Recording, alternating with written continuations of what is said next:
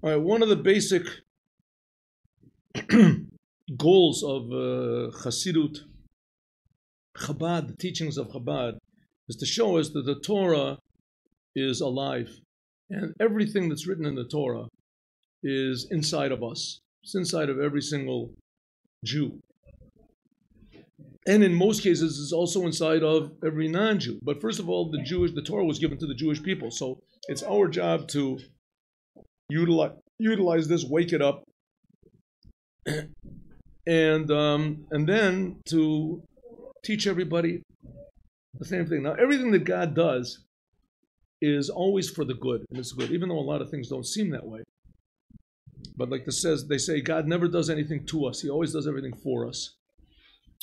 So that takes a bit of faith and a bit of patience and a lot of faith that what's going to be is good. And of course, there's good questions, the Holocaust, etc., etc. And I'm not trying to answer those questions now, but nevertheless, everything, God is good, and everything that happens is good, and it's for the good.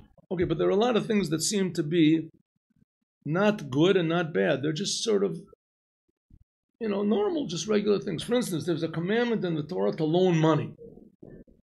There's a commandment in the Torah, you're supposed to loan money to people. If a person needs a loan, you're supposed to give him a loan. The law is that it's just the Jews are supposed to loan to another Jew without any interest. If you loan to a non-Jew, you're supposed to take interest. Right? Why is this? Don't ask me. There's a lot of things in the Torah that don't make any sense necessarily. I mean, you can say either one of the ways. If you don't take interest from a Jew, then don't take interest from a non-Jew. If you do take interest from a non-Jew, then take interest from a Jew also. I mean, what is a loan? You're taking your money. You could use that money and invest it and make money from it. You could build a business from it. You could do something with it, invest it. Instead, you're killing the money. You're giving it to somebody else, and he uses it, he invests it, and he just has to pay you back the same money. So you're not making a profit at all. You're not even allowed to. It's forbidden. It's forbidden to make a profit. You're not allowed to make a profit from a loan, unless there's certain ways that you can do it. If you go into partnership with him, etc., there's ways. Okay. So the heter iska. Okay, nevertheless, good, the loan. So that's monetary, that's financial laws. You learn that maybe in the economics or business school or something. But what about your soul? What has this got to do with your soul? What are you supposed to about your soul? If you learn this law, it's a law in monetary laws. But what's it got to do with your soul? What if you don't have any money or you're not loaning money? Then maybe it's not relevant. It says no. Everything that is mentioned in the Torah, everything is relevant all the time to every single Jew. Spiritually. And when we're talking about spiritually, we're not talking about after you die. We're talking about spiritually right now, because in essence, the spiritual part of a person, the spiritual aspect of a person is the main thing of the person. Right? That's his values, that's what he loves, that's what his goals are, his principles, his conscience, etc. Okay, let's go. So again, we're on Likutei Sichot Aleph, Mishpatim, page 140, paragraph Tet. But Parshas Shavua, in the portion of this week, it says there's a law. Im kesef tilveh, if you loan money to another Jew, Dorsha Rozal, the rabbis say, they say, shenemar im, even though it says that if you loan money, ein muvan al reshut. This is not optional. Ki im mitzvah b'chovo. It is an obligation. Even though the simple meaning of the sentence is, if you loan money, then you shouldn't take interest. If you loan money. But it says, no, it's not an if. This is, you must loan money. It is a mitzvah to loan money to a person. Of course, if you know the person is not going to pay you back, or the person is a dishonest person, you don't have to do it. But there's a mitzvah to loan money to a Jew. Mitzvah. The psot, because there's a sentence that says, Magi davarav Yaakov chukov v'mishpatov liYisrael. There's a law that says God says his words to Jacob and his laws and his statutes to Israel. What do you mean his laws?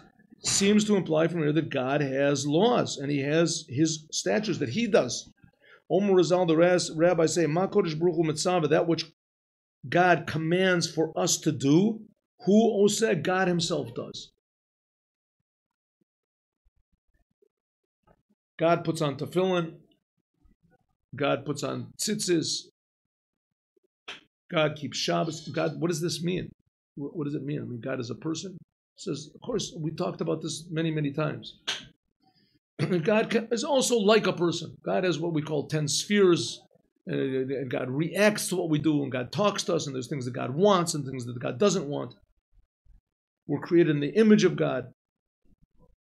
This is what God tells us to do, He does. Move on. That's what it means. Chukav v'mishpatav, God's laws and His statutes. Hachukim shalo, His statutes, the one that He does, and the laws of Him. This God Himself does it. Move it so it's understood. That also God, He does this mitzvah also. He does all the commandments. So He must do this mitzvah of loaning money to His people. How does God loan us money? Yud. The main content of this idea of giving a loan is shenotni kesef leploni. You give money to someone, limrot shalom megilo, even though that he doesn't deserve the money. He didn't do anything for you. He's just asking, give me a loan. Hala eno noten davar tamunato. He's not giving you anything back. He's not saying, give me $10, I'll give you $11. Aval enzu matana. Nevertheless, you're not giving as a gift. You want it back. Halo mechayev lachziro. The person has to obligate himself to return the money. So how does God do this? What does it mean? He loans. What does He loan us? Kodesh Baruch Hu gives the Jew enyanim b'kochos. God gives to a Jew powers, talents, abilities. Avahu doresh lenatzel, but God says you have to use it. L'shem hashlama shlichaso, and you have to do it in order to carry out the purpose you are in the world. Lachzir zot b'chukav v'mishpatav. You have to use it you have to return the energy that I gave you. You have to return it to me. How do you return it to me? By doing my laws and by doing my statutes. I mean, just think about it 1 second. Right? Your money or your life. Right? Guy stops a person in the middle of your money or your life. Right? So, of course, there's comedians in America that say, take my life, my money is more, I need my money for my old age, right? They say, or it says, just give me a minute to think. Those are jokes. The fact of the matter is, someone says, give me your money or life, you give him the money. There's a law that says, ein adam mamidat small kaspo. A person can't stand by when somebody is taking his money, right? But nevertheless, that's a novelty because you're boiling. You put so much energy into the money, and you think, maybe I can get it back in 1 second. But generally speaking, if a person knows that it's either his money or his life, how much money people pay for operations, right? How much money people pay for operations. So your life is tremendously valuable. It's valuable more than money. It's valuable more than anything. And God is giving you your life all the time. And all we have to do is return back to Him. We don't have to give Him any extras. But what do you mean to return it back to Him? That's tremendously valuable. How can we return a thing like that? But how much money are we going to give? So God says, no, all you have to do is do my laws. You do my laws, and that's returning. That's all I want. That's returning the loan. Kacham Kodesh Baruch Hu also, God gives the Jewish people energy, powers, talents, unique personalities and abilities, and all He says is, I want you to return it by doing my commandments. There's 2 types of loans. Sha'ila v'halva. One is called a shaila v'halva. What's a shaila? A shaila is it's a loan, but it's like on a request. And a halva, and an actual loan. A shaila is, I come to you and I say, Yerachmiel, can you give me your lawnmower for a minute? Can you give me your car? Right? I need your car to drive somewhere. That's called a shaila. How do they call it in English? I don't know. It's called a loan, but it's not really. It's a shaila. I'm filling you. Yeah, lending, borrowing. It's borrowing, right? Very good. Borrowing, lending something. Then there's also a loan, right? You come to me and you say, loan me your car for a month. You loan me your car. What's the difference between them? It's almost the same thing. Isn't it the same things? No. I have the Beneim is B'shaila, when you borrow something from me, you have to give me back the same thing that you borrowed. You just borrow my car, it means you have to give me back my car, right? If you take my car as a loan, then you don't have to give me back the same car. You have to give me back a car that's worth the same thing. The car becomes yours, right? The car becomes yours. If you wreck the car, then you have to just pay me back the full value of the car, but you don't have to give me back the same thing. That's the law. Elum melva, but a loan, when I give you money for a loan, you don't have to give me back that exact same money. A loan is, the money is yours. 1 month later, the money comes back to me. If you're borrowing something from me, so you can borrow my car, right? Let me borrow your car for a month. I say, okay. If I come back after a day, I say, I want the car back, right? I want you to use. I was how do you say, lending you the car for a month, but I decided I need the car. That's okay. But if I make it a loan, then I can't take the car back because it belongs to you. I'm loaning the car for a certain amount, for a certain amount of time. He becomes that the owner, the possession of the borrower.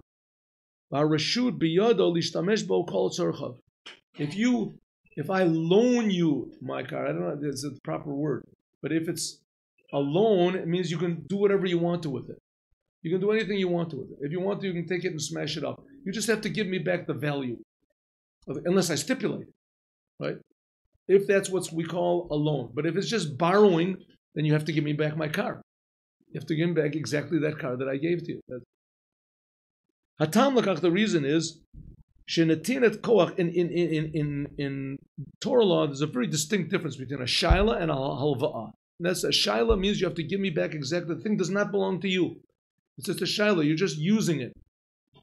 And a halva'ah means it belongs to you, right? The thing that it's your possession, and you use it for as long as we determine, and afterwards you have to give it back to me, or the value of that thing, right?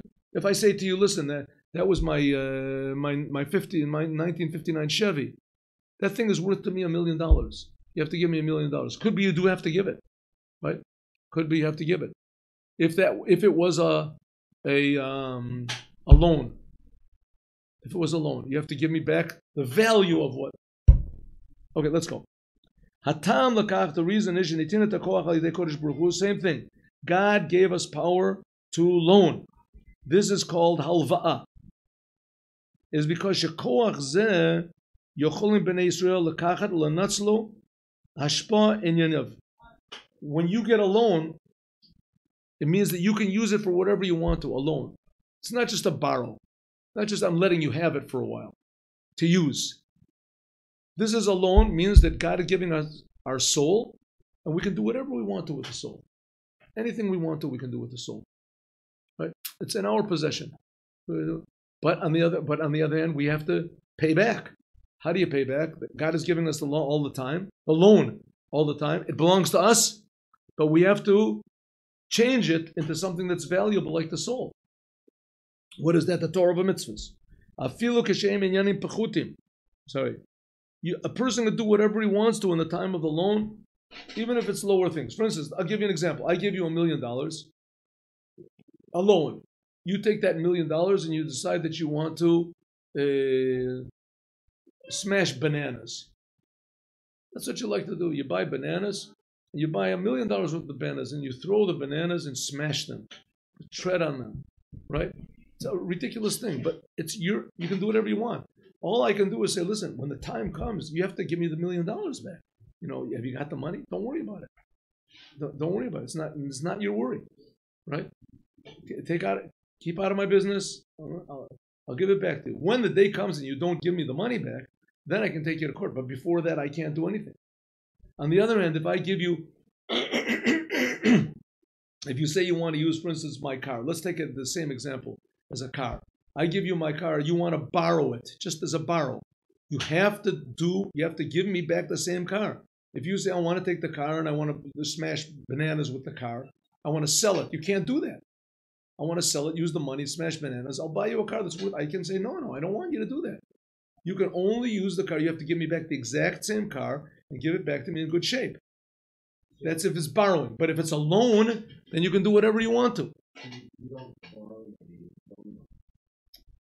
In English, I don't know how to really translate it properly. A borrower is usually the one who receives. A loan is usually the one who gives. Right? You describe two different instances. One, the person is borrow in a situation where you give something to somebody and then return exactly the right. itself. That's called a sha'ala. But would money be included in that category? Would you give the guy $10,000 in cash? Back the same exact bills, the same exact. I think then in that case it wouldn't be called a sha'ala. But if it was, yes, it would be. That's right. If the person said that, not I want to borrow, not as a loan. The word borrowing, you go to a bank and you borrow money, right? It's also called loaning money and borrowing money. It's interchangeable in English, right? That's what I'm trying to get at the concept. Right, but if you come to me and you say, I want to use that money that you've got there. I want to have those bills. So I figure you want to use those bills to impress somebody, to show somebody, right? But I want those exact bills back. That's called a sha'ala. That's called a sha'ala. For whatever reason it is, I want those exact bills back. They have numbers, the serial numbers or whatever it is. That's what I want. If it's a loan, you can take that money and do whatever you want to with it until the time comes when you give me the money back. You don't have to give me the same dollars back. So of course, with money, there's no such thing as a sha'ala with money. Sha'ala is usually for use, to use a thing, right? A thing. But if it's a loan, for instance, you go to a company, you want to a loan, a farm equipment, right? So they give you farm equipment. You can do whatever you want to with the farm equipment. You just have to give them the farm equipment back or the money back or something. You have to give them back so you can buy them new stuff. They say, listen, I want the same thing back. You give me maybe something that's wrecked. I don't want that, right? I want the exact same thing back. The person can come to you and say, you want to borrow a sha'ala, my thresher. I want to go with you and see what you do with this. As soon as he sees that you're going to go and thresh whatever it is, hemp, he can say, listen, this is not for threshing hemp. This is for threshing wheat and for, right? You have to buy another machine for this. He says you can't do it. But if it's a loan, then you can do whatever you want to with it. It's yours. If it's a halva'ah.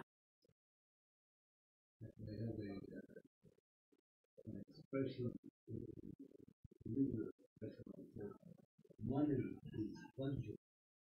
Means it's always interchangeable. Right. What do they call it? Spongible? Fungible. F-U-N-G-I-B-O. Fungible. Never heard the word before. In other words, what you can just change it all the time. Right. Don't have to give me. If I give you $100 bill, you can give me. Right. Change or whatever. Something. Yeah. So long as it's $100. But even with Shalmei,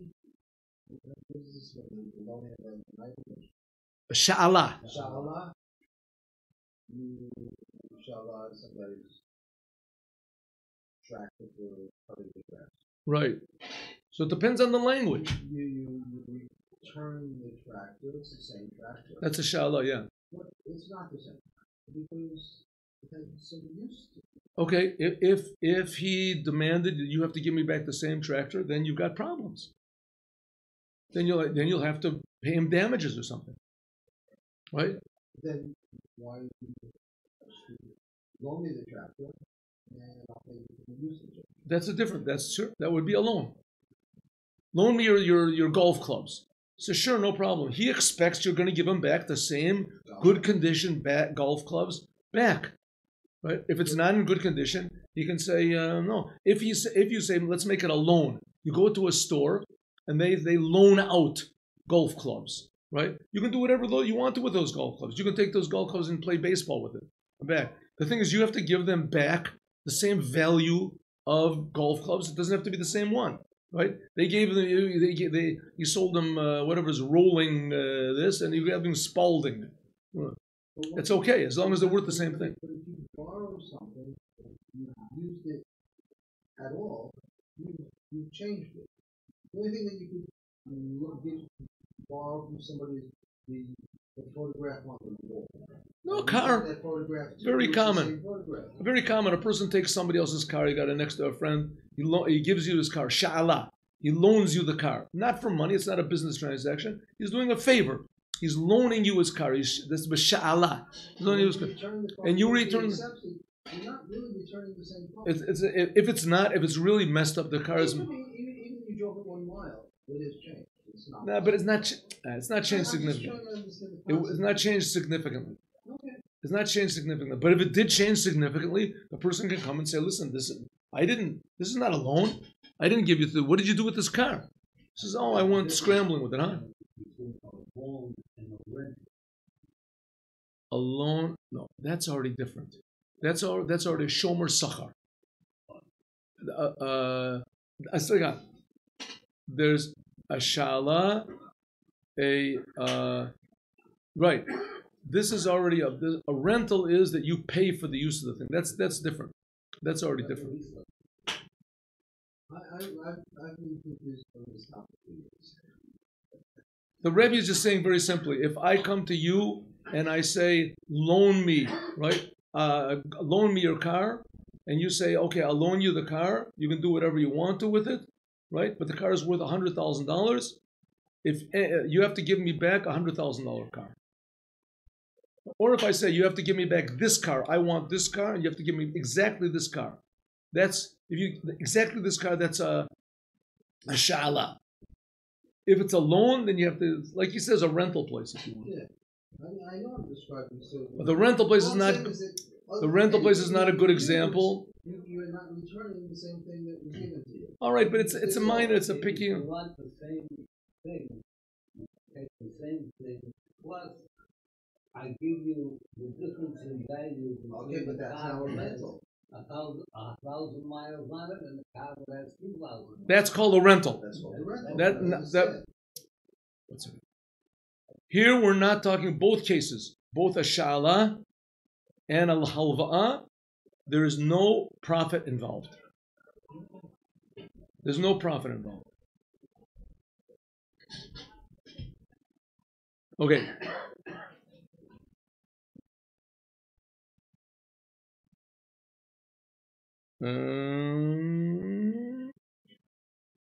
Okay, Tochen Amor b'yachas l'poel. How does this relate to us? What's the big difference? The point the Rebbe wants to say is, in our parsha, it's talking about a loan. And God gives us back the soul. We don't have to give back God the same exact soul. God wants us to use it for whatever we want. We can use it for whatever we want. But we have to give back the same value. That's what's called a loan, a halva'a, right? Like money, if I give you $100, you can do with that money whatever you want to within the time. And when the time comes back, you have to give me back something that's worth $100. You don't have to give me back the same thing. Same thing as the soul. Now I'm really confused. God loves us a soul, I understand this. He wants us to improve it. He wants us to do Torah and mitzvahs, right? And that returns him the energy. And then we return the soul to we have to return the same soul. That's because it's not a shaila, it's a halva'ah. It's a loan. So we don't have to return the same one. It's a loan, a halva'ah. A halva'ah, you can do whatever you want to with it. You just have to give back the value of it at the end. But in the case of the soul, Hashem is taking back the soul. It's when we have to be cleansed. Let's see what the Rebbe says. Tochen Amor b'yachas l'poel u'befrat b'limud Torah Chassidic says yesh ke'elish shesovrim. Some people think that learning Torah Chassidic ala adam liyot techila za'ir b'tachlit av b'diktu kal shel divrei sofrim u'b'hirur mitzvah. That when you learn Chassidut, it teaches you that you have to be extremely careful. Kol od shehu choshesh shelo yagi adayin ledarga zu, kol shechen keshehu yodea shu alul leitim likashel behidar mitzvah.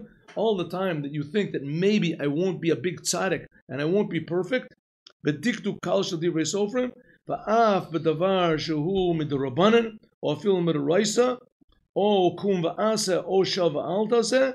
According to some people, they think that you have to be a perfect person.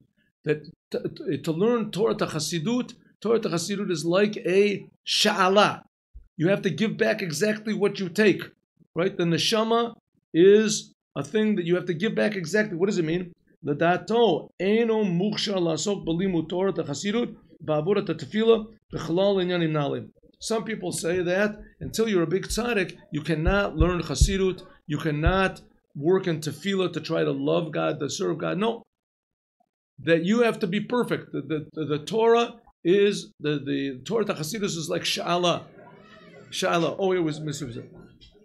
Ne'amar, it says, mal v'lahotzein nitna. On this it says no. That loans were given for you to spend. When you learn Torah to Chassidut, it's not that you have to preserve it in its pristine state, and it teaches you that you have to have, your soul has to be 100% perfect so that you give back the same thing in return. No. It comes to teach you that God gave you your soul and you can make mistakes. God gave you your soul in order to learn from experience. That the reason you have your soul is in order to use it. It's like a loan, like a halva'ah. You can use it. The goal is that in the end, you should return the same energy that God gave to you, you should return back to the Creator.